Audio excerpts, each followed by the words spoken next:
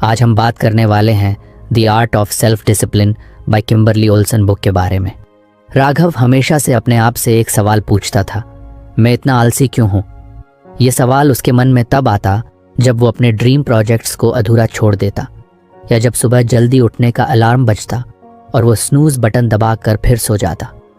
उसने कितनी बार सोचा कि वो अपनी ज़िंदगी में कुछ बड़ा करेगा, लेकिन हर बार प्रोक्रेस्टिनेशन ने उसे रोक लिया। एक दिन राघव अपने पसंदीदा बुक स्टोर में यूं ही घूम रहा था। उसके मन में कोई खास किताब खरीदने का प्लान नहीं था, बस कुछ इंस्पिरेशन की तलाश थी। वहीं एक शेल्फ पर उसकी नज़र एक किताब पर पड़ी। किताब का नाम था the art of self discipline, beat procrastination, break bad habits and achieve your goals. नाम पढ़ते ही उसे लगा, ये तो मेरे लिए ही लिखी गई है। बिना ज़्यादा सोचे उसने किताब खरीद ली और घर लौट आया। उस रात उसने तय किया कि सोने से पहले वो इस किताब का पहला चैप्टर ज़रूर पढ़ेगा। उसने अपने फ़ोन को साइलेंट पर रखा, कमरे की लाइट्स डिम की और पढ़ना शुरू किया। पहला लेसन था understanding self discipline is fundamental. शुरुआत में ही लिखा था कि स्वनियंत्रण केवल इच्छा शक्ति के बारे में नहीं है, इसमें लंबे समय के लक्ष्यों के अनुसार आदतें विकसित करना शामिल है। राघव कुछ देर रुक कर सोचने लगा, हाँ यार, शायद मैंने कभी अपने लॉन्ग टर्म गोल्स पर फोकस किया ही नहीं, बस हर बार छोटे छोटे डिस्ट्रैक्शन में फंस कर रह गया। उसने पढ़ना जारी रखा। किताब में लिखा था कि सेल्फ डिसिप्लिन सिर्फ हैबिट्स का खेल है।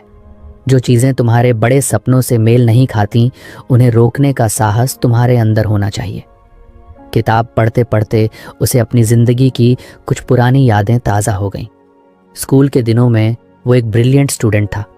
टीचर्स उसकी तारीफ करते नहीं थकते थे, लेकिन जैसे जैसे समय बीता डिस्ट्रैक्शंस बढ़ते गए। कॉलेज में दोस्तों के साथ टाइम पास करना, सोशल मीडिया पर स्क्रॉल करते करते घंटों बिताना और हर चीज़ को कल करेंगे कहकर टाल देना उसकी आदत बन गई थी। किताब में एक बात और लिखी थी, recognize the barriers that hinder self-discipline, such as fear of failure and negative influences, and address them proactively. इस लाइन ने राघव को अंदर तक झकझोर दिया। उसने महसूस किया कि उसकी प्रोक्रेस्टिनेशन की सबसे बड़ी वजह उसका फेलियर का डर था। जब भी वो कोई नया प्रोजेक्ट शुरू करने की सोचता, उसे डर लगता कि अगर ये फेल हो गया तो लोग क्या कहेंगे। राघव ने किताब से पढ़ा कि फियर ऑफ फेलियर को टैकल करने के लिए सबसे पहले अपनी सोच बदलनी होगी। फेल होना जिंदगी का एक हिस्सा है और इसे एक्सेप्टेंस के साथ एम्ब्रेस करना चाहिए। उसने सोचा, शायद यही मेरी कमी थी। मैंने हमेशा सक्सेस की परवाह की, लेकिन कभी कोशिश करने का साहस नहीं जुटाया। अगले दिन सुबह राघव ने कुछ अलग करने की ठानी। उसने अपना फ़ोन अलार्म 6 बजे पर लगाया, लेकिन इस बार स्नूज नहीं किया।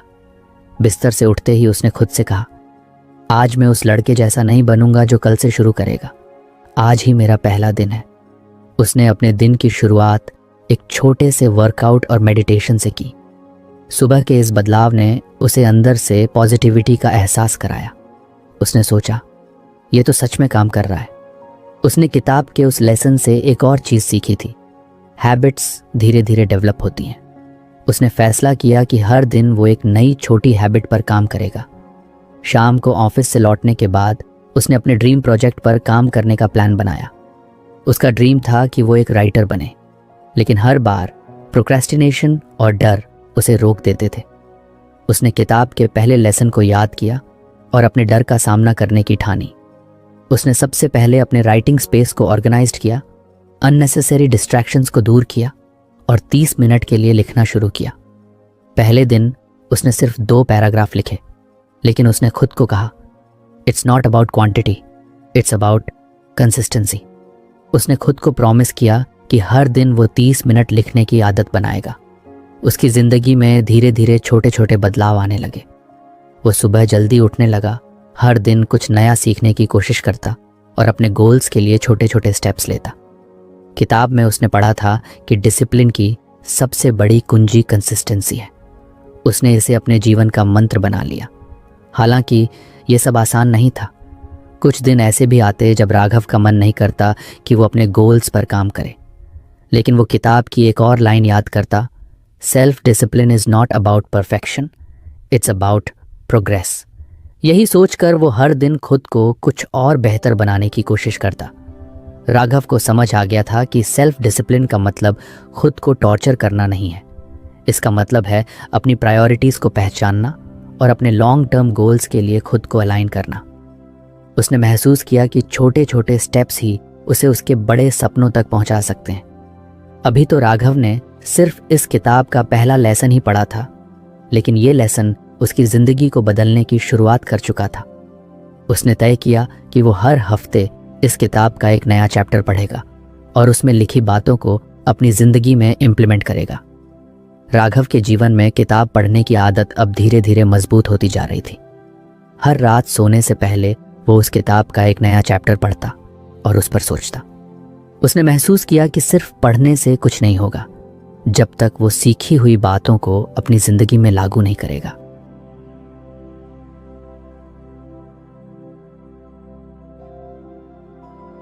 अगर आपको हमारी फ्री समरी अच्छी लगती है तो आप हमारे चैनल को सब्सक्राइब कर सकते हैं, हमारी मेंबरशिप खरीद सकते हैं या हमें यूपीआई के थ्रू सपोर्ट कर सकते हैं। अब समरी पर वापस चलते हैं। पहले चैप्टर से मिली सीख के बाद उसका रूटीन काफ़ी बदल चुका था, लेकिन अब उसे समझ आया कि ये बदलाव सिर्फ एक शुरुआत है। असली काम तो तब होगा जब वो अपनी ज़िंदगी के हर पहलू को बैलेंस करे। एक रात उसने किताब का अगला चैप्टर पढ़ना शुरू किया, फोकस ऑन की एरियाज ऑफ लाइफ। ये लेसन उसकी सोच को एक नई दिशा देने वाला था। किताब में लिखा था कि सेल्फ डिसिप्लिन सिर्फ एक दो कामों में लागू करने की चीज़ नहीं है, इसे अपनी पूरी ज़िंदगी के की एरियाज में फैलाना ज़रूरी है ताकि एक होलिस्टिक और बैलेंस्ड लाइफ बनाई जा सके। ओल्सन ने कुछ खास एरियाज पर ध्यान देने की सलाह दी थी। Personal health, emotional regulation, time management, personal relationships, career growth, money management. Raghav ने सबसे पहले खुद से सवाल किया, क्या मेरी ज़िंदगी के ये सारे एस्पेक्ट्स बैलेंस में हैं? उसने जल्दी ही महसूस किया कि उसकी प्रायोरिटीज़ कहीं ना कहीं बिगड़ चुकी थी। सबसे पहले उसने पर्सनल हेल्थ के बारे में सोचना शुरू किया। पिछले कुछ सालों से उसकी हेल्थ को लेकर लापरवाही बढ़ गई थी। ऑफिस के लंबे घंटे, अनियमित खान पान और कोई फिजिकल एक्टिविटी न होना उसकी सेहत को धीरे धीरे खराब कर रहे थे। उसने किताब से सीखा कि सेल्फ डिसिप्लिन का सबसे पहला कदम खुद की हेल्थ का ख्याल रखना है, क्योंकि अगर शरीर स्वस्थ नहीं होगा तो बाकी किसी भी चीज़ में बेहतर परफॉर्म करना मुश्किल है। अगली सुबह राघव ने एक नया रूटीन अपनाने का फैसला किया। उसने अपने लिए एक सिंपल वर्कआउट प्लान तैयार किया, सिर्फ 20 मिनट का एक्सरसाइज और कुछ योगा। उसने जंक फूड कम करके हेल्थी मील्स पर फोकस करना शुरू किया। शुरुआत में ये सब मुश्किल लगा, लेकिन उसने खुद से वादा किया कि कंसिस्टेंसी ही उसकी असली जीत होगी। इसके बाद उसने इमोशनल रेगुलेशन के बारे में सोचा। राघव को हमेशा से अपनी भावनाओं को संभालने में दिक्कत होती थी। जब भी कुछ गलत होता वो या तो बहुत गुस्सा करता या फिर अपने आप में सिमट जाता। किताब में लिखा था कि इमोशनल रेगुलेशन का मतलब अपनी भावनाओं को समझना और उन्हें सही तरीके से व्यक्त करना है। ओल्सन ने सलाह दी थी कि मेडिटेशन और जर्नलिंग इसके लिए बहुत मददगार हो सकते हैं। उस रात राघव ने पहली बार एक डायरी खरीदी और उसमें अपने दिन भर के अनुभव लिखना शुरू किया। उसने महसूस किया कि जब वो अपने इमोशंस को कागज़ पर उतारता है तो उसे क्लैरिटी मिलती है। उसने मेडिटेशन भी शुरू किया ताकि वो अपने गुस्से और डर को बेहतर तरीके से मैनेज कर सके। धीरे धीरे उसे अपने अंदर एक शांति का एहसास होने लगा। तीसरा की एरिया था टाइम मैनेजमेंट। राघव को लगा कि शायद ये उसका सबसे बड़ा कमज़ोर पहलू है। हर दिन घंटों सोशल मीडिया पर बिताना, बिना किसी स्केड्यूल के काम करना और फिर दिन के अंत में ये सोचना कि समय कहाँ चला गया, ये सब उसकी आदतें बन चुकी थीं। उसने किताब से सीखा कि टाइम मैनेजमेंट के लिए सबसे ज़रूरी है प्रायोरिटाइजेशन। उसने एक सिंपल सिस्टम अपनाया। हर रात सोने से पहले वो अगले दिन के 3 मोस्ट इम्पॉर्टेंट टास्क्स लिखता। उसने ये भी तय किया कि वो सुबह सबसे पहले उन कामों को पूरा करेगा जो सबसे ज़रूरी हैं। उसने डिस्ट्रैक्शंस को कम करने के लिए अपने फ़ोन पर टाइम लिमिट्स सेट किए। धीरे धीरे उसका दिन ज़्यादा प्रोडक्टिव और ऑर्गेनाइज्ड होने लगा। पर्सनल रिलेशनशिप्स पर आते हुए राघव ने महसूस किया कि उसने अपने करीबी रिश्तों को काफ़ी समय से निगलेक्ट किया है। दोस्त, परिवार और यहाँ तक कि खुद से उसका कनेक्शन कमजोर हो गया था। ओल्सन ने किताब में लिखा था कि सेल्फ डिसिप्लिन का मतलब है अपने रिश्तों में भी एफर्ट डालना। उसने तय किया कि वो हर हफ्ते अपने परिवार और दोस्तों के साथ क्वालिटी टाइम बिताएगा। उसने अपनी माँ के साथ हर रविवार की सुबह चाय पर बातें करने की आदत डाली। अपने पुराने दोस्तों से मिलना और उनसे अपने दिल की बातें करना उसे इमोशनल सपोर्ट देता था। फिर आया करियर ग्रोथ। राघव का सपना था कि वो एक सफल राइटर बने, लेकिन उसकी जॉब की जिम्मेदारियां और प्रोक्रेस्टिनेशन ने उसे कभी पूरा ध्यान नहीं देने दिया।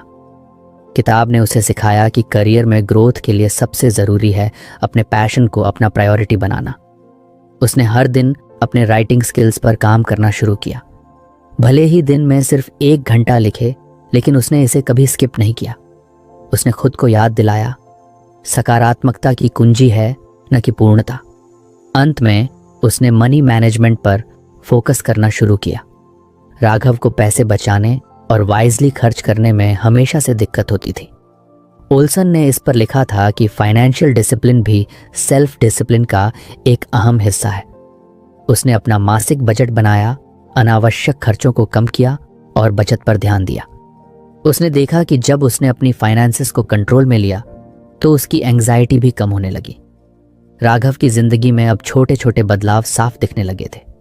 उसने महसूस किया कि सेल्फ डिसिप्लिन सिर्फ बड़े सपनों को पूरा करने के लिए नहीं है, बल्कि अपनी जिंदगी को बैलेंस और सुकून से भरने के लिए भी जरूरी है। उसने सीखा कि हर एस्पेक्ट में सेल्फ डिसिप्लिन लागू करना ही असली सफलता की कुंजी है। अब राघव के सामने नई चुनौतियां थीं। वो जानता था कि इस सफर में कई बार वो फिसलेगा, कई बार उसे सेटबैक्स मिलेंगे, लेकिन उसने खुद से वादा किया था कि वो हार नहीं मानेगा। इस किताब का हर चैप्टर उसकी जिंदगी को एक नई दिशा दे रहा था, और ये सिर्फ शुरुआत थी। राघव की जिंदगी में अब एक सकारात्मक बदलाव साफ दिखाई दे रहा था। उसने किताब के पिछले लेसन्स को अपने जीवन में लागू करना शुरू कर दिया था। हर दिन कुछ कुछ करके वो खुद को बेहतर महसूस करने लगा था। लेकिन क्या मैं अपने बड़े सपनों के लिए सही दिशा में बढ़ रहा हूं? एक रात उसने किताब का अगला चैप्टर पढ़ने का फैसला किया, break goals into manageable steps. ये टॉपिक उसे बहुत रोचक लगा, क्योंकि उसे अक्सर ये लगता था कि उसके ड्रीम्स इतने बड़े हैं कि उन्हें हासिल करना लगभग नामुमकिन है। वो अक्सर सोचता, यार मैं कैसे शुरुआत करूं? इतनी बड़ी चीज को अकेले मैनेज करना मुश्किल है। किताब की शुरुआत में ही ओल्सन ने एक बहुत सटीक बात लिखी थी, बड़े लक्ष्यों को छोटे कार्यान्वित कदमों में तोड़कर यहां तक कि सबसे डरावने कार्यों को प्राप्त करना संभव है। राघव को ये लाइन अपने दिल तक उतरती हुई महसूस हुई। उसने तुरंत अपने राइटिंग डेस्क पर अपनी डायरी खोली और सोचा, चलो आज अपने सपनों को कुछ आसान बनाते हैं। उसके दिमाग में सबसे बड़ा सपना था एक बेस्ट सेलिंग लेखक बनना, लेकिन यह सपना इतना बड़ा और डरावना लगता था कि उसने कभी इस पर ठीक से काम ही नहीं किया। ओल्सन ने लिखा था कि बड़े सपनों को छोटे छोटे हिस्सों में तोड़ना उन्हें अचीवेबल बनाता है। राघव ने इस पर गहराई से सोचा। सबसे पहले उसने अपने सपने को साफ साफ डिफाइन किया। उसने अपनी डायरी में लिखा, ultimate goal, publish a best selling novel. इसके बाद उसने खुद से पूछा, इस अल्टीमेट गोल को हासिल करने के लिए मुझे कौन कौन से छोटे छोटे कदम उठाने होंगे? उसने किताब के सुझावों को ध्यान में रखते हुए अपने गोल को मैनेजेबल स्टेप्स में तोड़ना शुरू किया। एक कहानी विचार चुने। उसने तय किया कि सबसे पहले उसे एक कंपेलिंग कहानी पर काम शुरू करना होगा। 2. Research and outline. उसने सोचा कि कहानी को लिखने से पहले उसे अच्छे से प्लान करना होगा। 3. Right first draft. उसने इसे छोटे छोटे चैप्टर्स में बांट लिया। 4. संपादन और सुधार।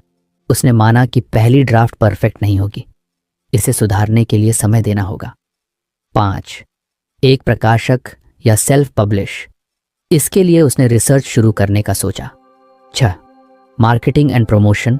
उसने माना कि एक लेखक को अपने काम को प्रमोट करना भी आना चाहिए। अब जब उसने अपने बड़े गोल को इतने छोटे हिस्सों में तोड़ा तो उसे लगा कि यह सपना इतना डरावना नहीं है। उसने खुद से कहा, यह तो मुझसे हो सकता है, बस हर दिन कुछ कुछ करना होगा। ओल्सन ने किताब में एक और सलाह दी थी, set realistic deadlines for each step to stay motivated and on track. Raghav ने इसे भी लागू करने का सोचा। उसने अपनी डायरी में हर स्टेप के लिए एक डेडलाइन लिखी। उसने तय किया कि अगले 3 महीनों में उसका पहला ड्राफ्ट पूरा हो जाएगा। उस रात राघव ने अपनी कहानी का आइडिया चुनने पर फोकस किया। उसने अपने बचपन के एक अनुभव को कहानी का आधार बनाया और सोचा, यही होगी मेरी पहली किताब की कहानी। वो इतना खुश और उत्साहित था कि उसने उस दिन रात को देर तक लिखना जारी रखा। अगले कुछ दिनों में उसने देखा कि उसका काम बहुत स्ट्रक्चर्ड हो गया था। पहले जहां वो सोचता था कि एक पूरी किताब लिखना बहुत बड़ा काम है, अब वो हर दिन सिर्फ एक छोटे से हिस्से पर फोकस करता। इससे उसे ज़्यादा मोटिवेशन और क्लैरिटी मिलती थी। किताब में ओल्सन ने एक और टिप दी थी, छोटी जीतों का जश्न मनाएं ताकि आप खुद को प्रेरित रख सकें। राघव ने इसे भी अपने जीवन में लागू किया। जब उसने अपनी कहानी का आउटलाइन पूरा किया तो उसने खुद को एक ट्रीट दी। उसने अपनी पसंदीदा मूवी देखी और एक बढ़िया डिनर बनाया। ये छोटी छोटी खुशियाँ उसे आगे बढ़ने का हौसला देती थीं। लेकिन इस सफ़र में सब कुछ आसान नहीं था। कुछ दिन ऐसे भी आते जब राघव का मन नहीं करता कि वो लिखे। उसे लगता कि शायद उसका काम अच्छा नहीं है या फिर वो कभी अपने सपने तक नहीं पहुंच पाएगा। लेकिन हर बार वो किताब की उस लाइन को याद करता, focus on progress not perfection. उसने खुद से कहा, बस लिखते जाओ, सही और गलत बाद में देखेंगे। ओल्सन ने किताब में एक प्रैक्टिकल एक्सरसाइज दी थी। उसने कहा था कि हर रात सोने से पहले अगले दिन के 3 एक्शनेबल स्टेप्स लिखें। राघव ने इसे अपनी रूटीन का हिस्सा बना लिया। हर रात वो अपनी डायरी में 3 छोटे छोटे गोल्स लिखता जो उसे अपने बड़े गोल के करीब ले जाएं। उदाहरण के लिए एक दिन के गोल्स थे, 1 कहानी के पहले चैप्टर का पहला ड्राफ्ट पूरा करना, 2 कुछ पब्लिशर्स की लिस्ट बनाना, 3 15 मिनट अपने काम को रिव्यू करना। जब उसने इस तरीके को अपनाया तो उसे महसूस हुआ कि उसके दिन पहले से ज़्यादा ऑर्गेनाइज्ड और प्रोडक्टिव हो गए हैं। छोटे छोटे स्टेप्स को पूरा करने से उसे सेटिस्फैक्शन मिलती थी और यह सेटिस्फैक्शन उसे अगले दिन और बेहतर काम करने के लिए प्रेरित करती थी। राघव को किताब से एक और महत्वपूर्ण बात समझ आई, हर किसी की जर्नी अलग होती है। उसने खुद को दूसरों से तुलना करना बंद कर दिया। अब वो बस अपने छोटे छोटे स्टेप्स पर फोकस करता और हर दिन कुछ कुछ बेहतर बनने की कोशिश करता। कुछ हफ्तों बाद उसने देखा कि उसकी कहानी का पहला ड्राफ्ट लगभग आधा पूरा हो चुका था। उसे यकीन ही नहीं हो रहा था कि जो काम उसे कभी नामुमकिन लगता था वो अब इतना अचीवेबल लग रहा था। उसने खुद से कहा, शायद मैं सच में इस बार अपने सपने को पूरा कर सकता हूँ। यह सफ़र लंबा था, लेकिन अब राघव को पता चल गया था कि सेल्फ डिसिप्लिन और छोटे छोटे कदमों का जादू क्या होता है। उसने अपने जीवन के हर बड़े गोल को इसी तरह मैनेजेबल स्टेप्स में तोड़ने का फैसला किया। अब वो सिर्फ एक लेखक बनने की ओर नहीं बढ़ रहा था, बल्कि अपनी पूरी जिंदगी को एक नई दिशा दे रहा था।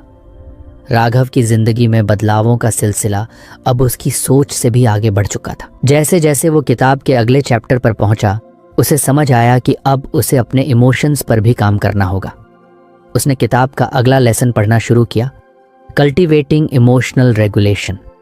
ओल्सन ने शुरुआत में ही लिखा था कि सेल्फ डिसिप्लिन को बनाए रखने के लिए इमोशनल रेगुलेशन सबसे ज़रूरी है। अगर भावनाओं को सही तरीके से मैनेज नहीं किया गया तो डिस्ट्रैक्शंस और स्ट्रेस आपकी प्रगति को रोक सकते हैं। राघव ने इसे पढ़ते ही महसूस किया कि ये उसके लिए कितना प्रासंगिक है। जब भी कुछ गलत होता, वो या तो गुस्से में अपने काम से दूर हो जाता या फिर तनाव में आकर हार मान लेता। किताब में ओल्सन ने बताया था कि इमोशनल रेगुलेशन का मतलब है अपनी भावनाओं को पहचानना, समझना और सही तरीके से उन्हें संभालना। ओल्सन ने 3 मुख्य टेक्निक सुझाई थी। 1 माइंडफुलनेस प्रैक्टिसेस, 2 तनाव प्रबंधन रणनीतियाँ, 3 एक सकारात्मक दृष्टिकोण विकसित करना। राघव ने खुद से वादा किया कि वो इन तीनों पर काम करेगा। उसने सोचा, अगर मैं अपने इमोशंस को कंट्रोल करना सीख जाऊं तो शायद मैं डिस्ट्रैक्शंस और नेगेटिविटी से बच पाऊंगा। पहला कदम था माइंडफुलनेस प्रैक्टिसेस। किताब में ओल्सन ने लिखा था कि माइंडफुलनेस का मतलब है प्रेजेंट मोमेंट में पूरी तरह से रहना। राघव ने महसूस किया कि उसका दिमाग हमेशा या तो अतीत की गलतियों पर फोकस करता था या फिर भविष्य की चिंताओं में उलझा रहता था। उसने तय किया कि वो माइंडफुलनेस को अपने रोज़मर्रा के जीवन में शामिल करेगा। उसने सबसे पहले मेडिटेशन की शुरुआत की। हर सुबह 10 मिनट के लिए वो अपनी आंखें बंद करता और अपनी सांसों पर ध्यान केंद्रित करता। शुरुआत में यह आसान नहीं था, उसका दिमाग इधर उधर भागता, लेकिन धीरे धीरे उसने इसे कंट्रोल करना सीख लिया। मेडिटेशन के जरिए उसे एहसास हुआ कि जब वो अपने मन को शांत रखता है तो वो ज़्यादा फोकस्ड और सेंटर्ड महसूस करता है। इसके अलावा उसने माइंडफुल ईटिंग को भी अपनी आदत बनाया। अब वो खाना खाते समय सिर्फ खाने पर ध्यान देता, उसका स्वाद, उसकी खुशबू और बनावट। इससे न केवल उसका स्ट्रेस कम हुआ, बल्कि उसे अपनी सेहत पर भी पॉजिटिव असर दिखने लगा। दूसरा कदम था स्ट्रेस मैनेजमेंट स्ट्रैटेजीज। ओल्सन ने लिखा था कि स्ट्रेस को मैनेज करना सेल्फ डिसिप्लिन के लिए बहुत ज़रूरी है। जब आप तनाव में होते हैं तो आपका दिमाग अक्सर इम्पल्सिव डिसीजंस लेता है और आप अपने गोल्स से भटक जाते हैं। राघव ने स्ट्रेस को मैनेज करने के लिए कुछ नए तरीके अपनाए। सबसे पहले उसने जर्नलिंग को अपनी आदत बनाया। जब भी उसे तनाव महसूस होता, वो अपनी डायरी में लिखता कि वो क्यों परेशान है। इससे उसे क्लैरिटी मिलती थी और वो अपनी समस्याओं का हल ढूंढने में बेहतर महसूस करता। इसके अलावा उसने एक नया तरीका अपनाया, स्ट्रेस ब्रेक्स। दिन में हर 2 घंटे बाद वो 5 मिनट का ब्रेक लेता और अपने दिमाग को पूरी तरह से रिलैक्स करता।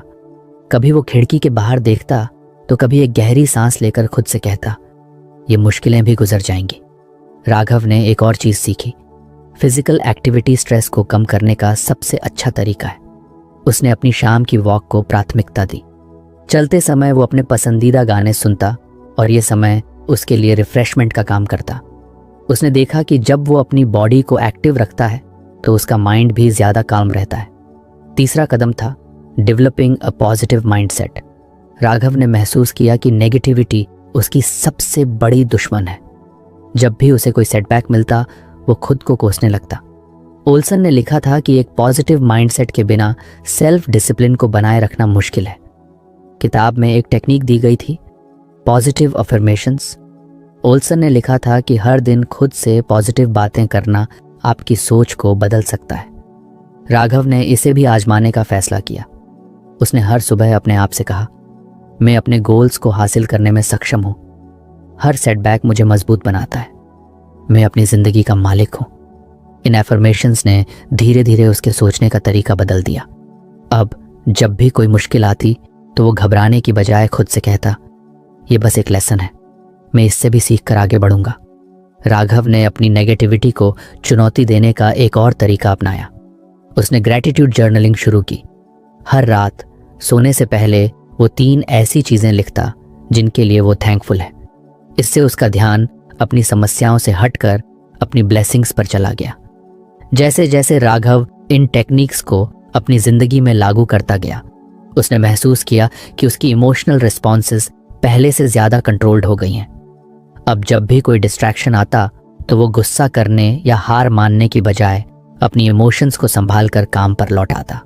एक दिन जब उसका राइटिंग प्रोजेक्ट एक बड़ी समस्या में फंस गया तो उसने पहले पैनिक किया, लेकिन फिर उसने अपने नए सीखों को याद किया। उसने डीप ब्रेथ्स ली, समस्या को अपनी डायरी में लिखा और एक प्रैक्टिकल सॉल्यूशन ढूंढने की कोशिश की। नतीजा ये हुआ कि उसने उस दिन बिना स्ट्रेस के अपना काम पूरा कर लिया। राघव ने यह भी महसूस किया कि जब वो अपने इमोशंस को कंट्रोल करता है तो उसकी रिलेशनशिप्स भी बेहतर हो जाती हैं। अब वो अपने दोस्तों और परिवार से बात करते समय ज़्यादा पेशेंट और अंडरस्टैंडिंग हो गया था। इस सफ़र ने उसे सिखाया कि इमोशनल रेगुलेशन न केवल सेल्फ डिसिप्लिन को मजबूत करता है, बल्कि आपकी ज़िंदगी के हर पहलू को बेहतर बनाता है। उसने खुद से कहा, अगर मैं अपनी भावनाओं को संभाल सकता हूँ तो मैं किसी भी चुनौती का सामना कर सकता हूँ। राघव की ज़िंदगी अब काफ़ी बदल चुकी थी। उसने महसूस किया था कि सेल्फ डिसिप्लिन सिर्फ एक आदत नहीं, बल्कि एक पूरी लाइफस्टाइल है। लेकिन जैसे जैसे वो अपने गोल्स की तरफ बढ़ रहा था, उसने देखा कि एक पुरानी आदत अभी भी उसके रास्ते में रुकावट बन रही थी, प्रोक्रेस्टिनेशन। जब भी कोई बड़ा या मुश्किल काम सामने आता, वो उसे टालने का बहाना ढूंढने लगता। कभी वो सोचता कि अभी मूड सही नहीं है, कभी वो खुद को समझाता कि कल कर लूंगा, और कभी कभी तो बस नेटफ्लिक्स देखते देखते पूरा दिन निकल जाता। एक रात उसने किताब का अगला चैप्टर पढ़ना शुरू किया, ओवरकमिंग प्रोक्रेस्टिनेशन। ओल्सन ने लिखा था कि प्रोक्रेस्टिनेशन सिर्फ आलस नहीं है, बल्कि एक इमोशनल प्रतिक्रिया है। जब भी हम किसी काम को मुश्किल, उबाऊ या असंभव समझते हैं तो हमारा दिमाग उस काम को टालने का तरीका ढूंढता है। राघव को लगा कि ओल्सन ने उसके दिमाग की हर गुत्थी खोल दी थी। उसने तुरंत यह तय किया कि वो इस आदत को जड़ से खत्म करेगा। ओल्सन ने प्रोक्रेस्टिनेशन से निपटने के लिए कुछ प्रैक्टिकल स्ट्रैटेजीज दी थी। 1. ट्रिगर्स की पहचान करना। 2. Time blocking. 3. डेडलाइंस की सेटिंग। 4. अकाउंटेबिलिटी बनाना। सिस्टम्स। राघव ने हर एक स्ट्रैटेजी पर काम करने की ठानी। पहला कदम था आइडेंटिफाइंग ट्रिगर्स। ओल्सन ने लिखा था कि सबसे पहले ये समझना ज़रूरी है कि प्रोक्रेस्टिनेशन की वजह क्या है। राघव ने ध्यान दिया कि जब भी कोई काम बहुत बड़ा लगता या जब उसे परफेक्ट करने का दबाव महसूस होता तो वो उसे टाल देता। उसने अपनी डायरी में उन कामों की एक लिस्ट बनाई जिन्हें वो अक्सर टालता था। साथ ही उसने ये भी लिखा कि वो क्यों टालता है। उदाहरण के लिए चैप्टर डर कि वो अच्छा नहीं लिख पाएगा। क्लीनिंग हिज वर्क स्पेस, काम उबाऊ लगता है। Sending emails to publishers, rejection का डर। जब उसने अपने ट्रिगर्स को पहचान लिया तो उसे लगा कि अब वो उन्हें बेहतर तरीके से संभाल सकता है। उसने खुद से कहा, मैं डर या बोरियत की वजह से अपने सपनों को नहीं रोक सकता। दूसरा कदम था टाइम ब्लॉकिंग। ओल्सन ने लिखा था कि प्रोक्रेस्टिनेशन से बचने का एक सबसे अच्छा तरीका है टाइम ब्लॉकिंग। इसका मतलब है कि हर काम के लिए एक निश्चित समय निर्धारित करना और उस समय में सिर्फ उसी पर ध्यान देना। राघव ने अपने दिन को ब्लॉक्स में बांटना शुरू किया। उसने एक प्लानर खरीदा और उसमें हर घंटे का प्लान बनाने लगा। सुबह 7 बजे से 7:30 मेडिटेशन और जर्नलिंग। सुबह 8 बजे से 9 बजे लिखना। शाम 6 बजे से 6:30 ईमेल्स और रिसर्च। पहले कुछ दिन उसे इस रूटीन को फॉलो करने में दिक्कत हुई, लेकिन जैसे जैसे उसने इसे जारी रखा उसने देखा कि उसके डिस्ट्रैक्शंस कम होने लगे थे। टाइम ब्लॉकिंग ने उसे डिसिप्लिन्ड बना दिया था। तीसरा कदम था सेटिंग डेडलाइंस। ओल्सन ने लिखा था कि प्रोक्रेस्टिनेशन अक्सर इसलिए भी होता है क्योंकि कोई क्लियर डेडलाइन नहीं होती। अगर आपको पता हो कि कोई काम कब तक पूरा करना है तो आप उस पर फोकस करते हैं। राघव ने अपने हर गोल के लिए रियलिस्टिक डेडलाइंस बनाई।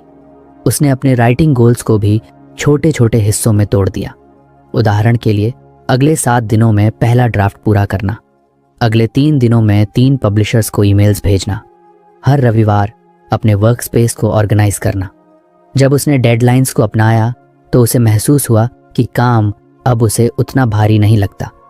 उसे पता था कि उसे हर दिन सिर्फ एक छोटा सा गोल पूरा करना है। चौथा कदम था क्रिएटिंग अकाउंटेबिलिटी सिस्टम्स। ओल्सन ने लिखा था कि अकाउंटेबिलिटी प्रोक्रेस्टिनेशन को ख़त्म करने में बहुत मदद कर सकती है। जब कोई और आपको आपके गोल्स के लिए जिम्मेदार ठहराता है तो आप उन्हें टालने से बचते हैं। राघव ने अपनी अकाउंटेबिलिटी बढ़ाने के लिए अपने एक करीबी दोस्त कबीर से बात की। उसने कबीर को अपने गोल्स के बारे में बताया और उससे कहा, हर हफ्ते मुझसे पूछना कि मैंने कितना प्रोग्रेस किया है। कबीर ने इसे खुशी खुशी स्वीकार कर लिया। हर हफ्ते जब कबीर उसे पूछता तो राघव को मोटिवेशन मिलती कि वो अपने काम को पूरा करे। इसके अलावा उसने सोशल मीडिया पर भी अपने राइटिंग जर्नी के बारे में पोस्ट करना शुरू किया। जब उसके दोस्तों ने उसकी तारीफ की तो उसे और भी प्रेरणा मिली। इसके अलावा उसने एक रिवॉर्ड सिस्टम भी बनाया। उसने खुद से कहा, अगर मैं इस हफ्ते अपने 3 छोटे गोल्स पूरे कर लूँगा तो मैं अपने लिए एक नई किताब खरीदूंगा। ये छोटा सा रिवॉर्ड सिस्टम उसे हर दिन मोटिवेटेड रखता। जैसे जैसे उसने प्रोक्रेस्टिनेशन से निपटने के इन तरीकों को अपनाया उसने महसूस किया कि उसका कॉन्फिडेंस बढ़ रहा है। अब वो मुश्किल या उबाऊ कामों से भागने की बजाय उनका सामना करता। एक दिन जब उसे एक लंबा और थका देने वाला ईमेल लिखना था तो उसका मन फिर प्रोक्रेस्टिनेशन करने लगा, लेकिन उसने गहरी सांस ली और खुद से कहा, बस 10 मिनट का टाइम ब्लॉक करो, उसके बाद चाहो तो रुक सकते हो। उसने देखा कि 10 मिनट में ही उसका मोमेंटम बन गया और उसने पूरा ईमेल बिना रुके लिख लिया। राघव को एहसास हुआ कि प्रोक्रेस्टिनेशन सिर्फ एक आदत थी और हर आदत बदली जा सकती है। उसने ओल्सन की बातों को याद किया। You don't have to be perfect, you just have to start. धीरे धीरे राघव की प्रोक्रेस्टिनेशन की आदत कमज़ोर पड़ने लगी। अब वो अपने गोल्स के करीब महसूस करता था। उसने देखा कि जब भी वो प्रोक्रेस्टिनेशन को हराता है तो उसे एक अजीब सी खुशी और गर्व महसूस होता है। उसने खुद से कहा, अगर मैंने प्रोक्रेस्टिनेशन पर काबू पा लिया तो अब कोई भी रुकावट मुझे मेरे सपनों तक पहुंचने से नहीं रोक सकती। राघव ने अब अपनी जिंदगी के हर पहलू को बदलने की दिशा में ठोस कदम उठा लिए थे। उसने किताब द आर्ट ऑफ, उसका सफ़र आसान नहीं था, लेकिन उसने महसूस किया कि बदलाव धीरे धीरे होता है और सबसे ज़रूरी है कंसिस्टेंट एफर्ट।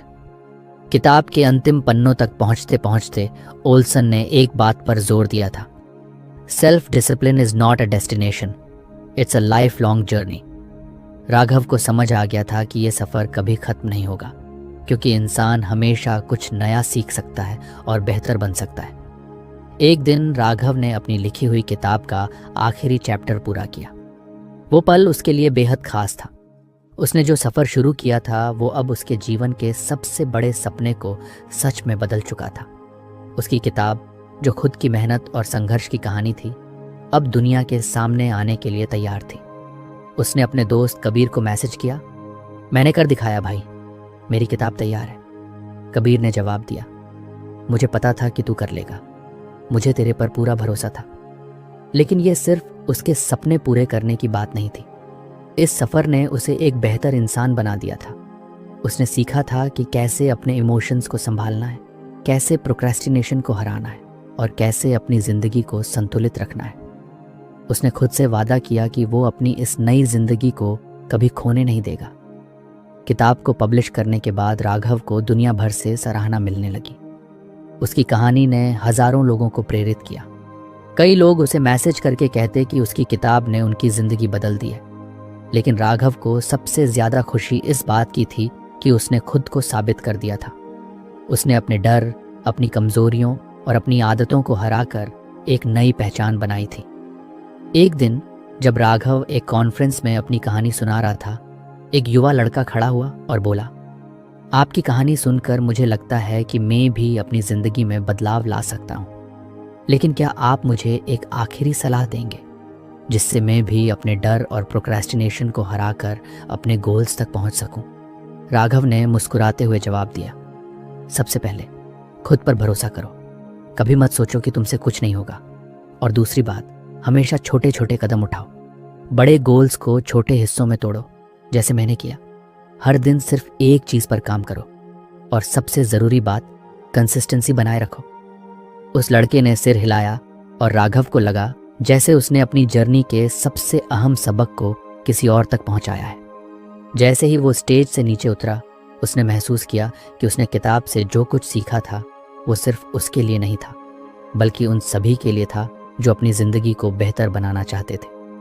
अब उसकी ज़िंदगी का मकसद सिर्फ अपने गोल्स को हासिल करना नहीं था, बल्कि दूसरों को भी ये सिखाना था कि कैसे सेल्फ डिसिप्लिन और मेहनत के ज़रिए कुछ भी पाया जा सकता है। उसने अपने दिल में एक नई प्रेरणा महसूस की। अब वो खुद ओल्सन की तरह एक गाइड बनना चाहता था जो दूसरों को उनकी ज़िंदगी की राह दिखा सके। उसने खुद से वादा किया कि उसकी कहानी यहीं ख़त्म नहीं होगी, ये तो बस शुरुआत है। और इसी तरह राघव की कहानी ने सिखाया कि बदलाव संभव है अगर आप शुरू करने की हिम्मत रखते हैं। राघव का सफ़र खुद को बदलने और बेहतर इंसान बनने की कहानी थी। उसने the art of self discipline किताब के हर लेसन को न केवल पढ़ा, बल्कि अपनी ज़िंदगी में उतार कर अपनी आदतों, सोच और व्यवहार में बदलाव किया। इस प्रक्रिया में उसने कई महत्वपूर्ण बातें सीखी। सबसे पहले उसने अंडरस्टैंडिंग सेल्फ डिसिप्लिन के महत्व को समझा। उसे पता चला कि सेल्फ डिसिप्लिन सिर्फ इच्छा शक्ति नहीं, बल्कि सही आदतें और दीर्घकालिक लक्ष्यों के प्रति प्रतिबद्धता है। उसने अपने डर और नेगेटिव इन्फ्लुएंस को पहचान कर उनसे लड़ने का तरीका सीखा। इसके बाद उसने फोकस ऑन की एरियाज ऑफ लाइफ पर काम किया। उसने अपनी ज़िंदगी के अलग अलग पहलुओं जैसे स्वास्थ्य, समय प्रबंधन, करियर और रिश्तों में बैलेंस लाने की कोशिश की। उसने महसूस किया कि हर क्षेत्र में सेल्फ डिसिप्लिन लागू करना उसकी सफलता और संतुलन का आधार है। फिर breaking goals into manageable steps ने उसे सिखाया कि बड़े लक्ष्यों को छोटे एक्शनेबल स्टेप्स में तोड़ना कैसे फायदेमंद हो सकता है। उसने अपने काम को छोटे छोटे हिस्सों में बांटा और हर दिन कुछ कुछ करके अपने सपनों की तरफ बढ़ा। कल्टिवेटिंग इमोशनल रेगुलेशन में उसने सीखा कि भावनाओं को नियंत्रित करना सेल्फ डिसिप्लिन का एक अहम हिस्सा है। उसने माइंडफुलनेस, स्ट्रेस मैनेजमेंट और ग्रेटिट्यूड जर्नलिंग जैसी तकनीकों का इस्तेमाल कर अपनी भावनाओं पर काबू पाया। आखिर में उसने ओवरकमिंग प्रोक्रेस्टिनेशन पर काम किया। उसने प्रोक्रेस्टिनेशन के ट्रिगर्स को पहचाना, टाइम ब्लॉकिंग और डेडलाइंस का इस्तेमाल किया और अकाउंटेबिलिटी सिस्टम्स के जरिए अपने काम को टालने की आदत पर काबू पाया।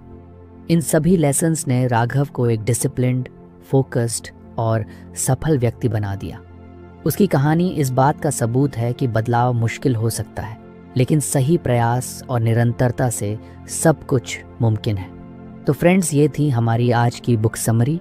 आपको कैसी लगी कमेंट करके ज़रूर बताएं और धन्यवाद आपका समरी एंड तक सुनने के लिए।